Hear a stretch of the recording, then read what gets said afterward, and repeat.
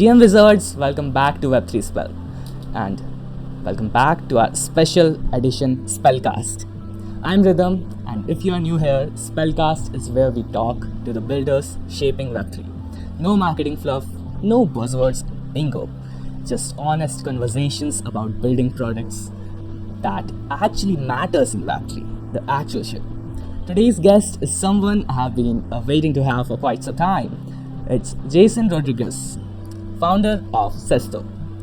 First of all, Jason, welcome to Spellcast. Thank you for having me. So it's going to be a funny conversation. Thanks, Rythme. Yeah, I've got to say this episode is gonna be amazing today. So let's start with your journey from Colosseum. I have myself participated in Colosseum a couple of times, and anyone who does the hackathon participation knows that it's kind of too hectic. Those few weeks completely consume your life. You stop counting days, and energy drinks, coffee, you just survive on those.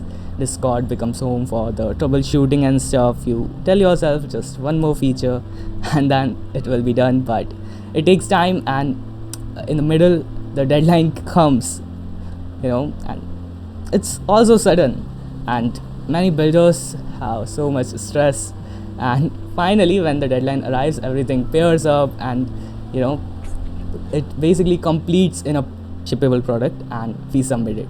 So before we get into the Cesto, I want you to go back and take us to the day one of Frontier Hackathon.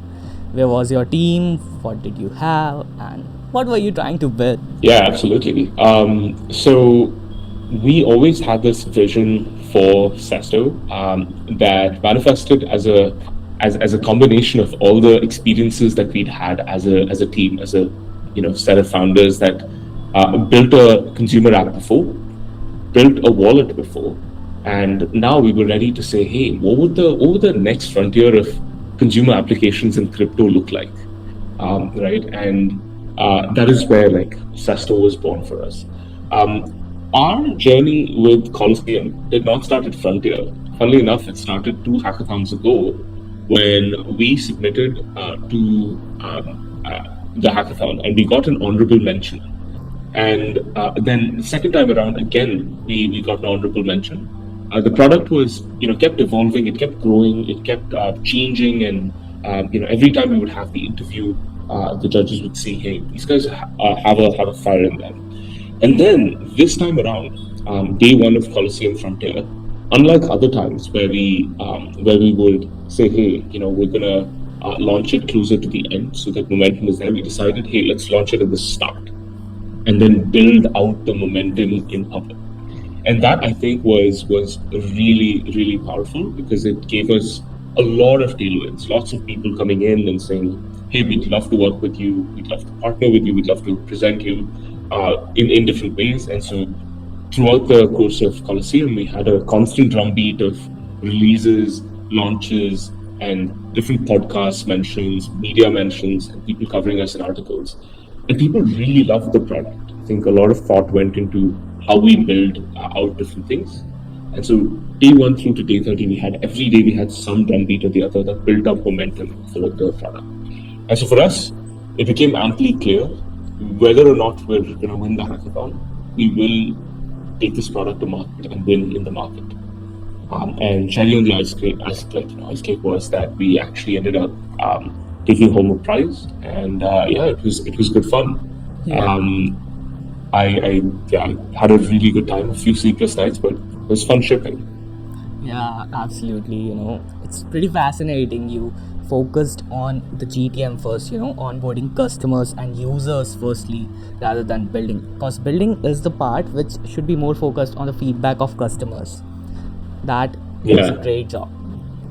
Absolutely. Thank you. And now, I'm just curious, what was the moment where you thought that this might actually work this time? This time, we are gonna hit it, because you have participated in last hackathons and you constantly participated in this one too. So, were you motivated from honorable mentions, or you just keep building because that was the goal? Yeah, I mean, keep building because I think prizes will come to those who don't need them. On some level, we were pretty confident that we're going to build a killer product that is going to take the market by storm. And whether or not we win, it doesn't matter. I think that was the exact mentality that really pushed us over the edge to build a really strong selling experience. And I encourage everyone to think about like product building process by ways of what is this going to be if the vision is not just these like 8 weeks or 4 weeks building up to the hackathon finish. So yeah, we knew like we didn't stop a day after like submission. The day after submission, we shipped like 4 new things, and then the week after again there was like more drumbeat, more momentum, more usage. Like so, it's fantastic. Yeah, pretty awesome. Now I deep dive into Cesto. I looked it over the website. Here's what really caught my attention about Cesto. The product isn't trying to reinvent every primitive in DeFi. It's basically taking all these incredible Lego pieces and those already exist and putting them together to make a pretty productive and amazing DeFi. And that's much harder than people actually think, right? So for someone discovering Cesto for the first time, how do you explain it? What's the simplest explanation, and which people should have the most use case out of it? Yeah, absolutely. So we're building thematic baskets that let people invest into ideas, narratives, or strategies all in one click. The container is called a basket, and the basket can contain stocks, tokens, perps, and prediction markets. So now, if you have a worldview that says AI is going to go big, one way to make money off of it is to say, I'm going to go buy NVIDIA. But then you also have the option of buying NVIDIA, perps on NVIDIA, NVIDIA hitting the quarterly earnings report, data centers, cloud, energy, electricity, like all of the stack, which is also benefiting from the AI revolution. There's no right answer, but some smart investors choose to index across. And that's where the value accrual tends to occur. And for us, being able to give people that already have exposure to information the ability to actually go and invest might actually become the next frontier, where you're able to create not just the opportunity where you get access to information through Instagram, TikTok, Substack, all of that, but you now have a way to actually move positions based on that information. And that for us was the big market opportunity. Yeah, that pretty much sounds amazing, and creating baskets of different stocks, tokens in Web3 to strategize the maximum yield possible. That's a phenomenal concept. And what user behavior made you realize that we are solving a real problem here? Did you saw great traction or something like that? Yes, we saw every day there would be hundreds of thousands of people. Sorry, what am I saying? Every month, we would see like the number of page views, the number of impressions, the number of like conversions in terms of people going buying baskets, just go on and increase based on and what's interesting for us is anyone who bought one basket ended up buying another basket as well as a way to so for us that was very compelling behavior that we started to see, and yeah, more and more people engaging with the product, engaging with the game, just makes you feel like okay, there is something that's happening there that is bigger than yourself. And so yeah, I think that those two signals were more than enough for us to take the next step. Yeah, that's absolutely right. I've noticed even something interesting in crypto these years, like from past few years, people are obsessed over individual coins. But today, people talk in narratives like AI, DePIN, RWAs, stable coins, gaming. People don't care about one token. They are trying to express a belief. They are trying to use products in Web3, strategize their yields and DeFi strategies, and that's where your idea becomes really interesting. Yeah, So and in fact, like if you take a step back, it's not just right now. From the dawn of time, humans have always bought into ideas and themes. We're like, oh, this leader is going to make my life better by doing this. And it's all simple ideas that people buy into. Somehow we've gotten to a place where we believe that the representation of those ideas are tickers, therefore we'll buy tickers. But the reality is, if you're buying a ticker as well, you're actually buying into an idea, but you just don't know it. You're buying into the idea that maybe this group chat has a lot of alpha, or that AI is going to go up, or maybe that the White House and all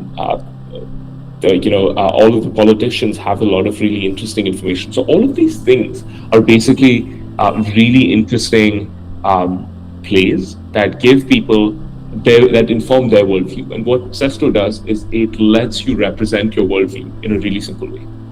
Yeah, it's ability to put money into put cryptocurrency into different stocks and create baskets out of it, pool it, and generate yield against it. That's pretty fascinating strategy.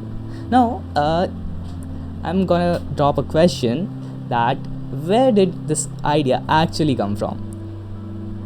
Did you just thought, why can't people invest like playlist on the Spotify, like you just grab different songs and merge them?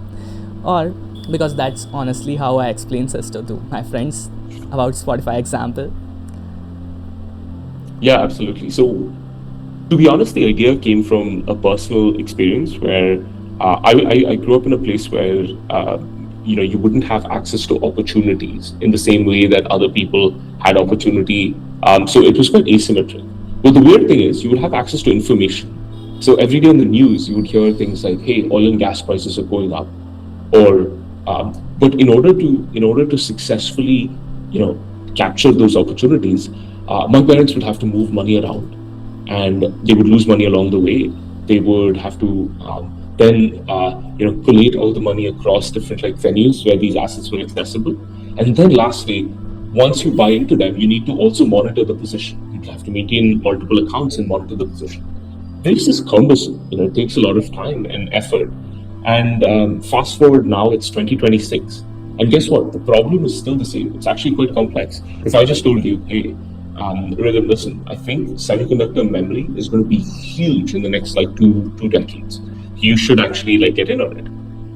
And you would look at me and be like, "Hey, Jason, aren't you a semiconductor researcher? Where should I actually plug in?" And I'll say a few names. You'll be like, "It's too much effort. I'm not going to move money around. I'm going to forget about it." And this is constant behavior that left headlines or narratives as an asset class with money on the table. People would leave this money on the table. And for us, that felt completely unacceptable, right? We believe that there's a world where you should not have to deal with that. And that's why we started to build this world of Cesto, where we are on a mission to end one-size-fits-all finance so that everyone in the world can create, share, and execute different opportunities that they find online. We're excited by it, as you can tell. And yeah, I think that largely encapsulates where it came from for us.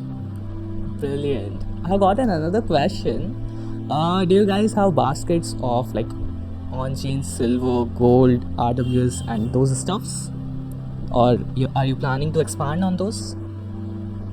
Yeah, absolutely. So we're pretty asset agnostic, which means today you have baskets of tokens and equities, but very soon you'll have gold. We have gold currently, silver, and other commodities as well available.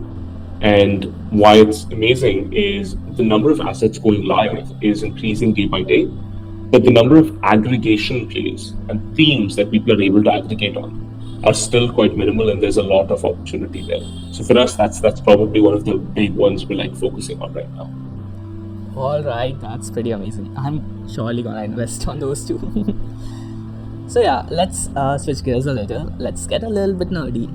And I'm a developer too. Whenever I can I ask you? Yeah. By the way, can I ask you where? What are ideas and themes that you'd be interested in getting into? If the story kind of resonates, what sort of specific themes, ideas, and narratives do you find yourself saying, "Hey, I would love to actually buy into that"? And what currently stops you? I am an Indian, so from my parental advisors and all those things, I'm focusing on buying more and more gold, silver, and those things. And if those things I can buy on the merged baskets, together, that had been amazing. With bonds that government publishes, but on chain, that would be a safer and secure option, as I prefer in this volatile market at this time. Nice. Yeah, that makes complete sense. Yeah. So yeah, as I was saying, I'm a developer too. Whenever I see something that looks simple, my brain immediately assumes there's chaos hiding underneath. It's just complexities. So, can you walk us through that? What actually happens after someone clicks invest on the Cesto? Yeah, absolutely. So the moment you decide to buy into a Cesto basket, one of the first things you do is, let's say you say, "Hey, I want to put like 10,000 rupees into a Cesto basket." Now, if you buy into a specific idea, it divides it up into smaller chunks that can then go and purchase a specific asset and put it into your wallet. So it structures the trade to give you like an easy thing that one signature takes place, and it puts all of that into your wallet. We spend a lot of time thinking about transaction bundling, rebalancing, and how to actually make sure that the transaction lands 100% of the time. So there's a lot of creative engineering that goes into how the wallet is structured, how delegated policies are, so that you're able to execute the equivalence of like limit orders, but using your wallet directly. So for us, the main thing is for trust is when you want to buy a basket, can you get access to all of the assets in the basket instantly? Unlike traditional platforms where you would buy one token that represents the whole of the assets, here you actually own all of the assets. And why that's different is now you can lend it out, you can borrow against it, you can stake it. Imagine, today you're owning all this gold, and come like December, right after Diwali, you're like, oh, I would love to buy a house. But now you're like, oh, where do I scramble for liquidity? Imagine being able to borrow stablecoins against gold. Now that suddenly is a world that's possible because DeFi enables all this sort of composability. And so what Cesto specializes in is one, making sure that you're dealing with the minimum possible spread over time, and two, the fact that you can in one click manage these baskets. You could lend them out, you can rebalance them, stake them, all sorts of things. So, where does the liquidity come from? Like, do you use different DeFi markets, or you have your own markets, AMMs? We don't have our own pools. We focus on interacting with the pools underneath that have a lot of different value creation that occurs. And so we spend a lot of time with protocols such as Camino, Jupiter, and work with them mainly. Yeah, totally makes sense. It's pretty amazing getting all the liquidity from the sources and then deploying on top of that. Yes. So yeah, I think that's something most users appreciate. And now, if we focus on the UX of the Cesto, it feels like pretty simple, and for a Web2 user as well, it's pretty straightforward. That's because Ingenious did an incredible job. The best UX is simple and straightforward, invisible, right? So, are you focusing on transforming Web2 users too? Because we have got so much financial contributions from Web2 users. People are transforming their money into Web3 day by day. So, do you have plans to get support from Web2 as well as Web3, or your main target audience right now is Web3 only? Yeah, really good question. As it stands, our main target audience is a bunch of Web3 folks. So, bundling of transactions and aggregating ideas is a need for everyone, like, regardless of who you are. And the problem statement just changes in terms of who and what the need is. Right? So right now we work a lot with, these days when people want to buy a specific basket, they spend a lot of time going through the bundling process and figuring out who could actually be the right person to interact with. And so what we spend a lot of time on is figuring out, okay, how do we work with you on this? And so currently, as it stands, we are purely crypto focused. Given everyone has stablecoins, it's a lot easier, and it's a niche. But then later on, the goal is definitely to dive deeper into having more and more such retail audiences across the globe rather than just be crypto focused. Yeah, that. The beauty of like Cesto is that it allows you to swap out like the trading venue. It's trading venue agnostic, and so you can now move from on one day maybe you're doing settlement across a DEX, but soon you could be doing it on a brokerage account just to make it simpler for people. Yeah, that totally makes sense, for the target audience and the niche. So yeah, now as you have been the member of the accelerator of Colosseum, you have now gone from hackathon to accelerator starter, and that's a completely different game, right? So what changed for you? Did your roadmap change? What advice completely changed your thinking? Anything massive change happened to you guys from the accelerator selection? Yeah, good question. I mean, I know we're running up on time, so I'll keep this like as short as I can. As we got to the accelerator, I think the main thing is like speed, like accelerate. So daily, your velocity is increasing. How do you actually increase your velocity every day? How do you do more? Is the question that keeps coming up. So for us, it's been phenomenal. Spending more and more time with the teams here and learning from them. And yeah, we've been growing pretty quickly, and so it's been an excellent experience.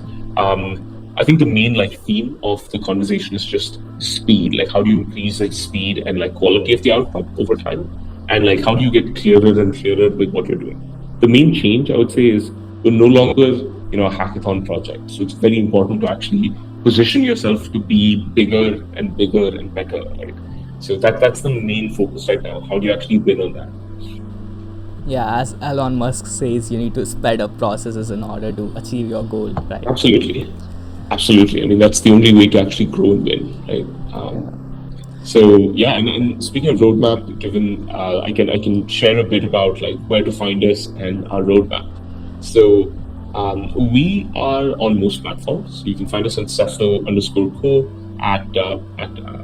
on Twitter, and my handle is Jason Rodriguez.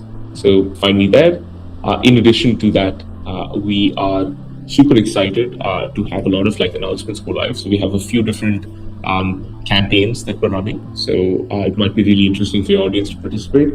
Try out a basket. If you have an idea for a basket you want to create or a basket you've already made, then we're all ears.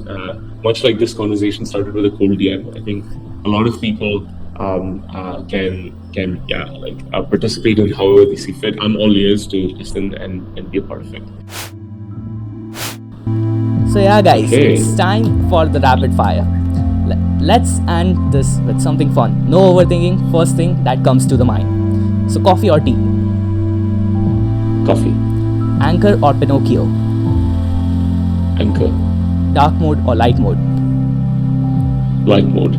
Favorite Solana app besides Cesto? Jupiter. One founder everyone should follow? Farhaj from Formal. Most underrated Web3 tool?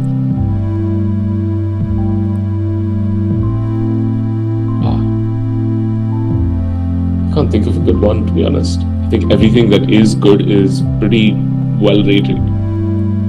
Okay, skip. Biggest startup mistake? Biggest startup mistake, not launching soon enough. Launch early. Hardest thing about being a founder? Balance. And favorite productivity hack?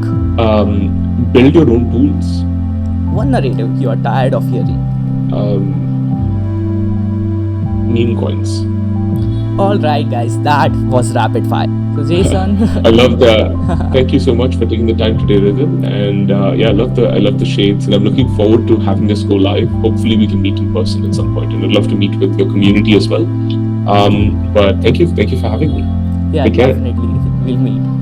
So yeah, this has been an absolute pleasure Thank you for sharing your journey. I think what stood out most people wasn't just the technology, it was basically the mindset of yours behind building Cesto every day, speeding things up. And to everything to everyone listening, if you enjoyed this episode, share it with another builder, follow Spellcast, follow Jason, go check out Cesto at cesto.co. And if you are building something yourself, keep shipping, because every great startup starts with someone deciding to press deploy on the chain. So, this is Arden signing off.